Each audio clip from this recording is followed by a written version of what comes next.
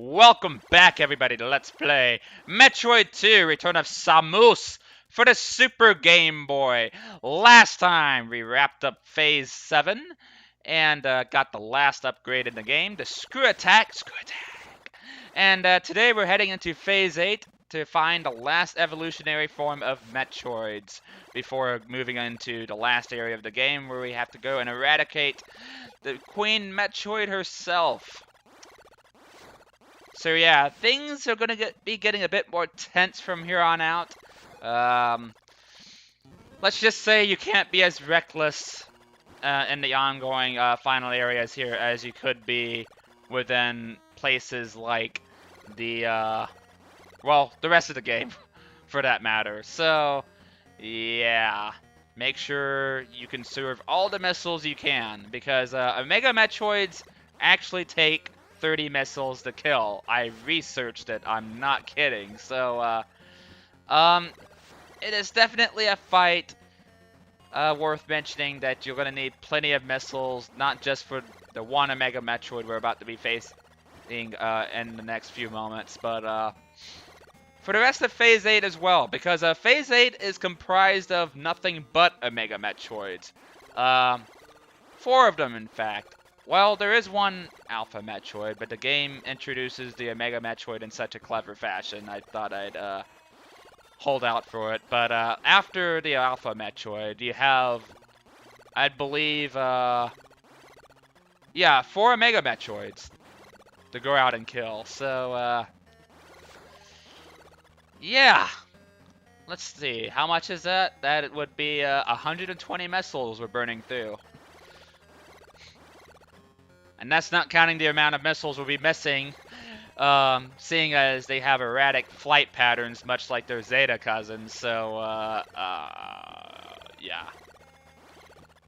I would recommend at least having 200 missiles before stepping into Phase 8 if you're playing this game for the first time.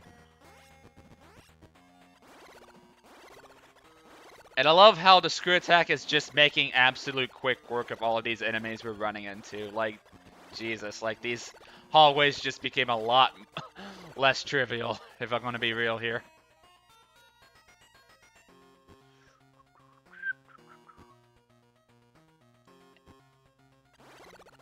For some reason, I wasn't expecting enemies going into here.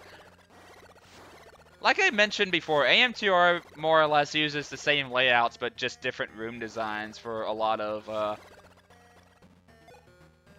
its layout in comparison to Metroid 2, but like this portion here was like completely like dead-ridden of enemies. Like there weren't any enemies to speak of like leading into this hallway, so it just kind of caught me off guard seeing them here.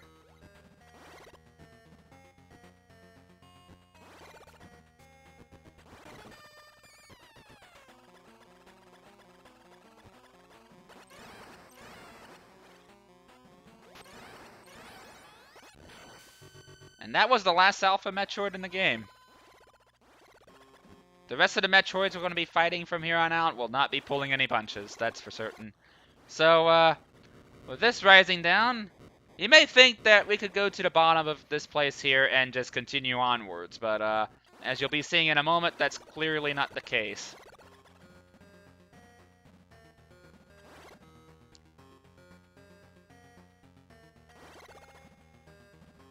So as you can see, our exit, or where we came from rather, is completely filled with acid. And before somebody decides to be a smartass and go, hey Ken, couldn't you just go through the acid? Technically yes, but no, because well, the game designers were actually smart enough to actually put in blocks that barricade your way through the rest of the area. So you can't make it into the rest of Phase 8 until you wipe out this Omega Metroid coming up. And I thought I'd bring mention to that because even though that happens from this point on until the end of the game, the rest of the game didn't really do that. Like, you would figure that they'd put blocks like that for like the latter or the earlier phases to barricade them off apart from the acid. But no, I've seen from speedruns that it's entirely possible to go through the phase, or not the phase, but go through the acid and make it into the phases as there's still sunken acid. I shit you not. Like, go look up some, like, TAS playthroughs or some shit. Like, it is definitely possible to go into an acid-ridden, like, area. At least for the opening tunnels of it anyway. I don't know if it covers the entire area up, but I know, like, at least most of the tunnels leading up to it, as well as, like, just, like, the entry ways, you know, like the first few tunnels you go through upon starting an area. As I'm saying here, right here and now, they're definitely filled with acid. But I'm pretty sure the entire area is filled with acid. And I'm kind of curious as to whether or not it's completely plausible to, like, beat these areas under those circumstances through, like, smart enemy manipulation. And by that, I mean, like, abusing their invincibility frames from getting knocked back from an enemy to, like, jump through certain areas and what have you, as I had showed off in a previous part. There's probably more, like, speedrunning techniques than what I've listed, but I haven't done enough research, as usual. You guys should expect this by now. I didn't do any research for Metroid 1. Don't expect a whole tidbit of trivia here. And you know what? I probably should start doing stuff like that, honestly. It definitely give a lot more insight into, like, the kind of games these games are being melded into, as opposed to just going into my personal experiences and just how the game design works in my eyes.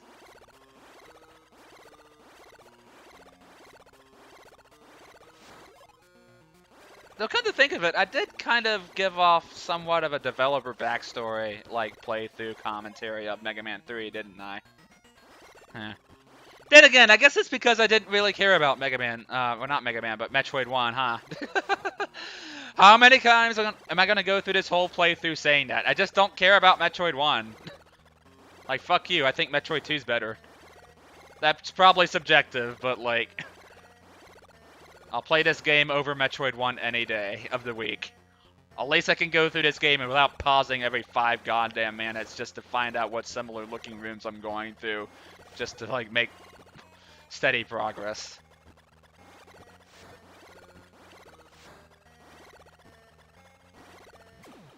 Alright, so let me get my bearings real quick. Let me think to myself of the ongoing dangers. Alright, let's continue onwards.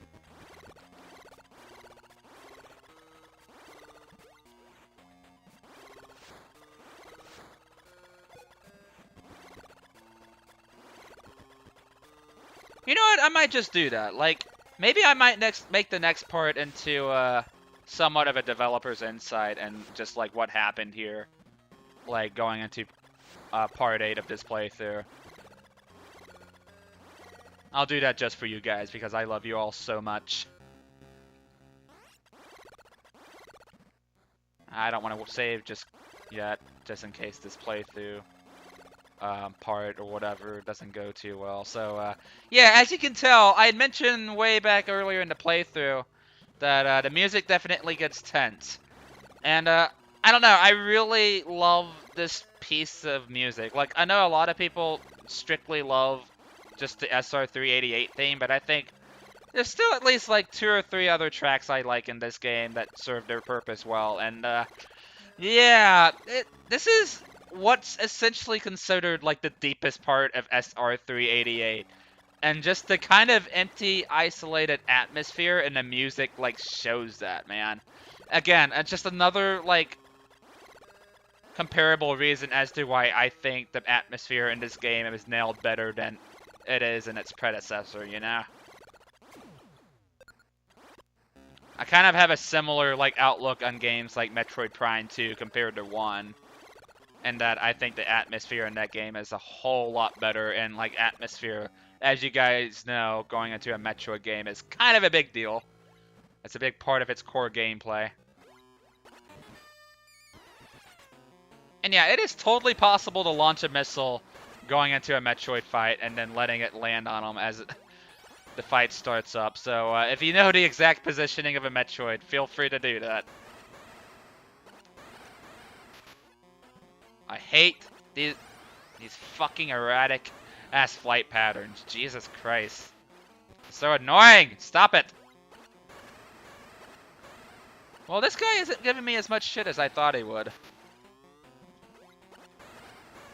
That being said, these guys can definitely kick your ass if you're not careful and don't have them locked in the way I do here. So, what you want to do is that if you ever feel like you're low on energy, the little helmet-placed, like, armored enemies or whatever they're called, you've probably seen them just kind of running around on a platform. If you beat those, they have a high possibility of dropping larger energy units. So if you need an area to like grind off of, just find those guys, seek them out, and just wipe them out for like free energy, like refills. Because that's the best you're gonna get up until we get to Phase 9. Phase 8 is quite literally an endurance test. It's a pretty small one at that, too. Again, like, I know it might sound crazy given, like, the simplistic, like, level design of Phase 8, but I think it is easily, like, my favorite area of Metroid 2, Return of Samus, because it is it is the best example of, like, isolation that this game has to offer. It's very, like, I don't know, this place just gives me the goddamn chills, dude. Like, it may not be the best looking level, like, structure-wise, but, like, oh, the atmosphere this place elicits, man. It's just... When an 8-bit game can give you the chills, like, that should say something.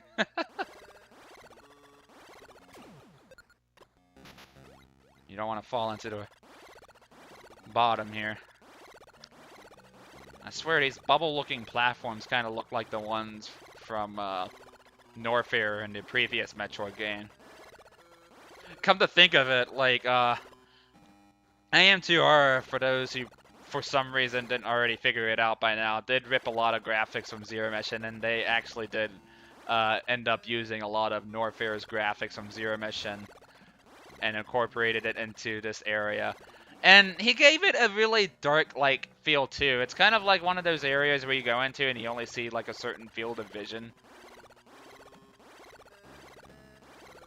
And I don't know, like, the bubbly-looking platforms kind of gives off the feeling that, yeah, the Metroids have more or less dominated this territory. It's like saying, hey, this is our home, assholes. You're on our turf.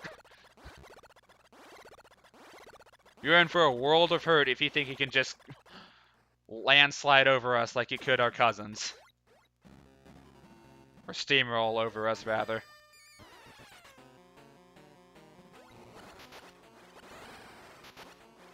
They definitely have different projectiles than their Zeta cousins, though.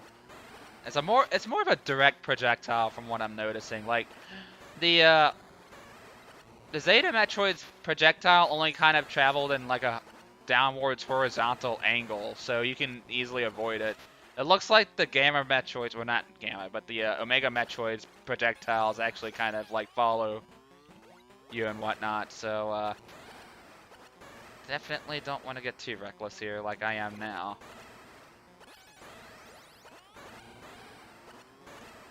I hate these guys. Oh my lord. I hate when they do that shit, when they just kind of like fly into you for free like that, because it's just free damage that it's really hard to like get out of without like knowing that it's coming and then going into screw attack, so that way you can take invulnerability frames off of it. Yeah, I guess I did kind of get that wrong, huh? Like, I for some reason said, like, you could still get hurt by Metroids going into screw attack, and that's not entirely true. You can still get hit by their projectiles, but, like, you can still kind of jump into their body without getting hurt much.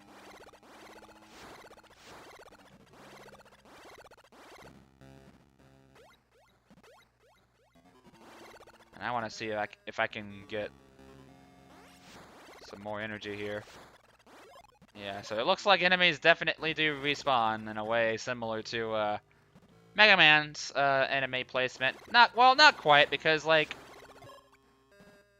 they only like respawn when you enter and re-enter the room.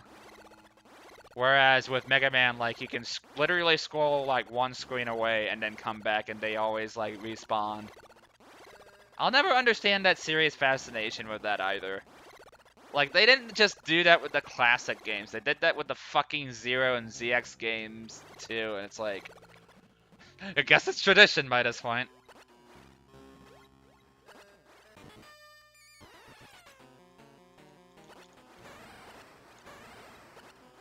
I'm not saying that Metroid would be a worse game, like, for doing it. But, like, can you imagine if, like, they actually did do something like that? Given, like, Samus is more versatile than Mega Man, given, like, her multiple aiming angles, but still. I swear I hate the hitboxes on this, dude. Like, it looks like you're gonna shoot him, and you don't, because the missile just goes right through him. Like, you can't shoot his legs. You have to, like, shoot him in the chest or the back. Or shell. That is. Or you're not gonna do anything, really.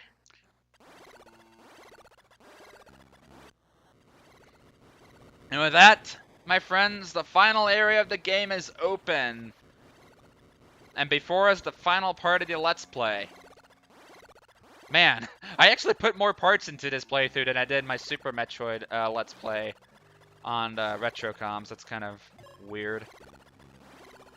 It's probably because I made these parts a little bit shorter. I didn't want to, like, overwhelm these parts with too much gameplay or knowledge. As I tell you, man, making Let's Plays on my channel definitely feels like it can be harder than doing a RetroCons playthrough, because I gotta, like, kind of, like, subconsciously script some of this stuff out, I guess. Why am I talking about my behind-the-scenes developer shit, like, in the commentary? What is wrong with me?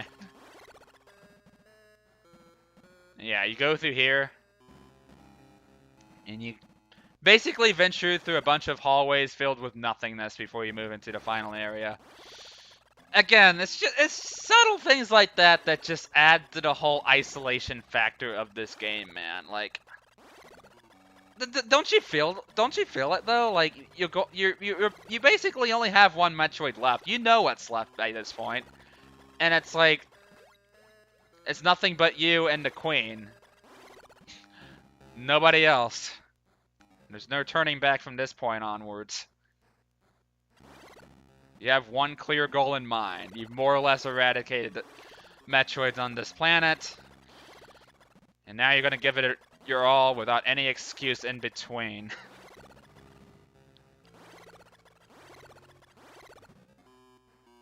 So, with these few hallways here, you don't want to fall into the orange-looking acid or water. It's water. Or goo. Unlike the rest of the water we went through in the game, this stuff actually slows Samus down. I don't know why it didn't really apply to the rest of the water in this game, but yeah. Or maybe it's goo. I don't really know. Because they made it water in AN2R, but like there is water in Phase 3 as well. I wonder if they'll elaborate on that in the official remake, but I digress. Basically, you don't want to step in the gooey stuff, because there's a chance that there's actually an invisible floor underneath all of that. And if you fall through that invisible floor, you have to go through all of this shit over again. It's not something you want to best your trial and error at with. So just casually space jump your way through this mess. And you'll be right in front of the final area in no time.